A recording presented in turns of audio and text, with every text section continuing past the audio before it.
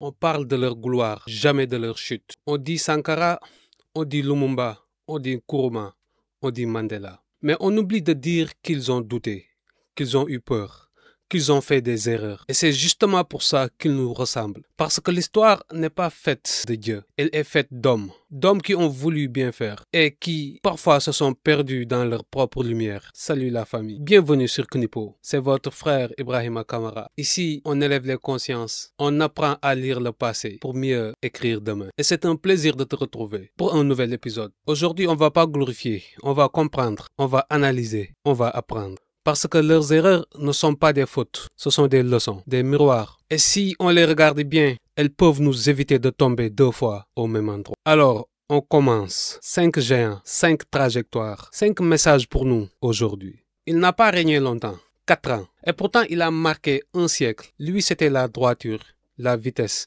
la sincérité. Il voulait aller vite, trop vite. Il croyait que le feu de la justice brûlerait toutes les trahisons. Il a parlé vrai, trop vrai pour un monde bâti sur le mensonge. Il a réduit les privilèges, il a secoué les consciences et il a pensé que l'amour du peuple le protégerait.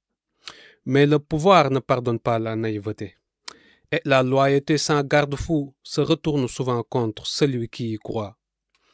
Il a oublié une chose, que même la lumière attire les ombres. Un proverbe dit, le lion ne craint pas la forêt, mais il reste attentif au vent. Sankara a cru qu'être pur suffisait, qu'avoir raison suffisait, qu'agir pour le bien suffisait. Mais le bien sans stratégie devient vulnérable. Et la sincérité sans protection devient fragilité. Leçon. Tu peux être intègre, tu peux être brillant, tu peux avoir le peuple derrière toi. Si tu ne protèges pas ton rêve, si tu ne sécurises pas ton œuvre, on te coupera avant la récolte. Aujourd'hui, combien de projets tombent à cause d'une confiance mal placée? Combien de visions meurent faute de prudence? La foi n'exclut pas la vigilance. La pureté n'exclut pas la stratégie. Ce n'est pas trahir ta lumière, c'est la protéger pour qu'elle dure. Il croyait à la vérité comme on croit au soleil. Pour lui, la parole juste suffisait à réveiller les consciences. Il pensait que la franchise pouvait désarmer les intérêts cachés. Mais la politique n'était pas un poème. C'est un jeu d'équilibre, de patience, de ruse. Lumumba, c'était la passion pure. Il parlait au nom du peuple, pas pour plaire, mais pour libérer. Sa voix tremblait d'authenticité, mais il avait face à lui un monde qui ne tremble pas, un monde froid, calculateur, structuré. Il s'est exposé, il a montré ses cartes.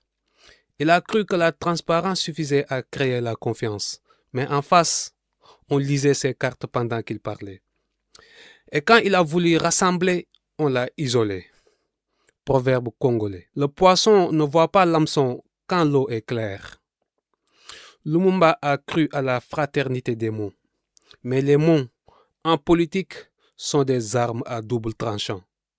Il a parlé avec le cœur, mais il n'avait pas assez d'armure autour de son cœur. Leçon. La sincérité est une force, mais la stratégie est une nécessité. Dire la vérité ne suffit pas.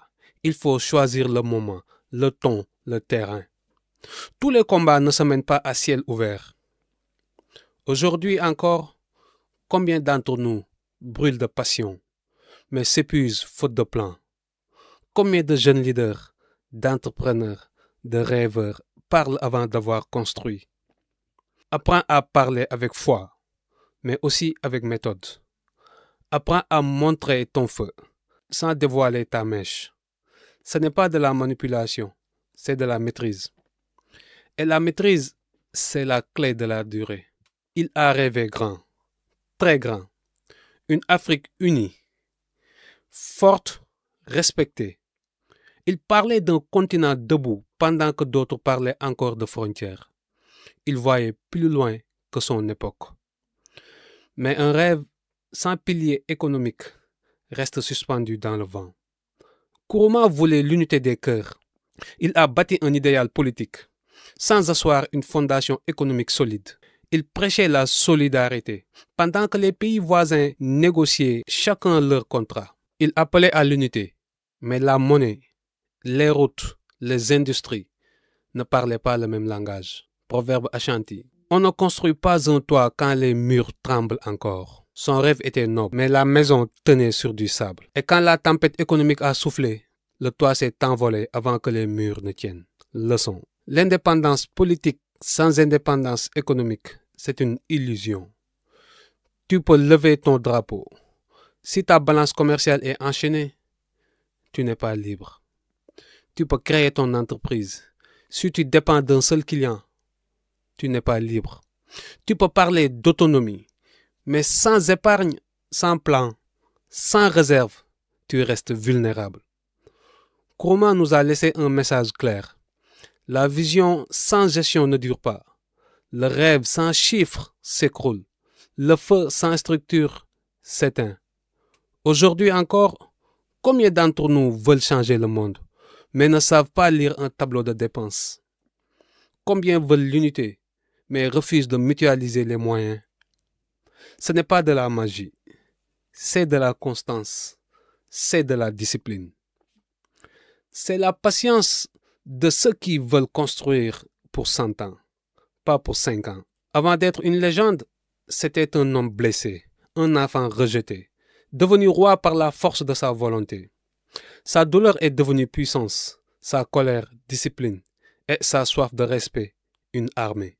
Il a bâti un empire à la main nue, une organisation militaire que le monde n'avait jamais vue. Chaque soldat, chaque mouvement, chaque souffle comptait. Mais dans sa conquête, il a oublié un détail essentiel. La peur ne fonde pas la loyauté.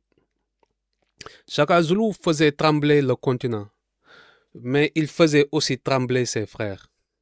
Il a cru que la peur garantissait l'ordre, mais la peur, quand elle s'accumule, devient vengeance silencieuse. Proverbe Zulu.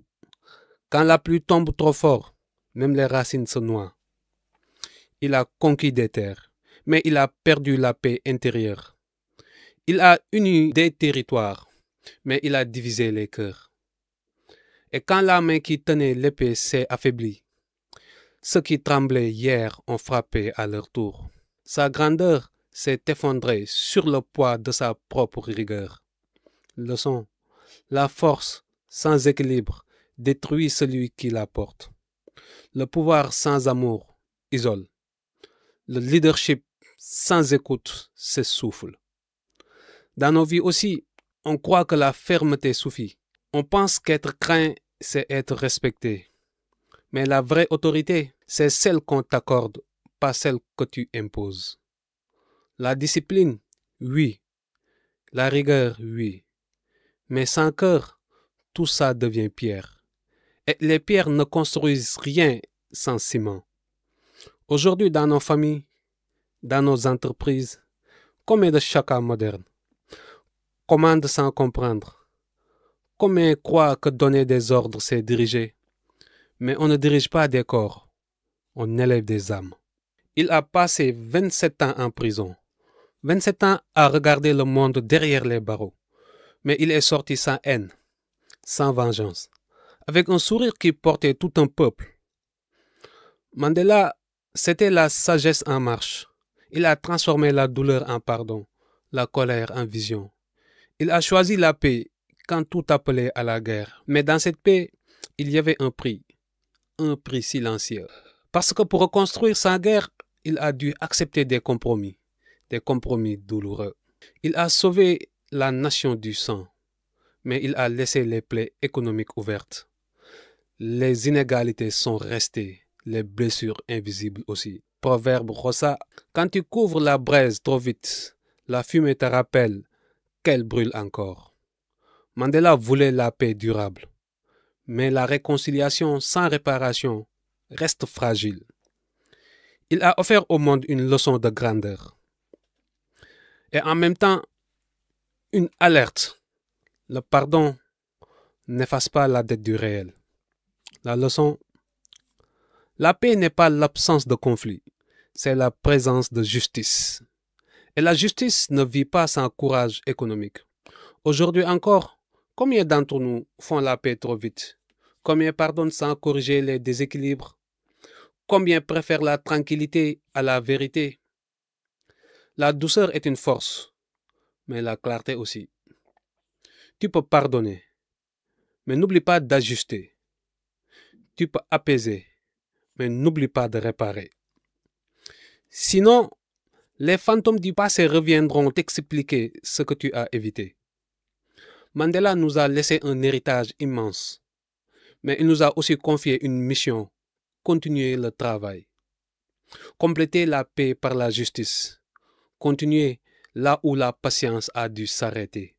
5 hommes, 5 destins, 5 miroirs.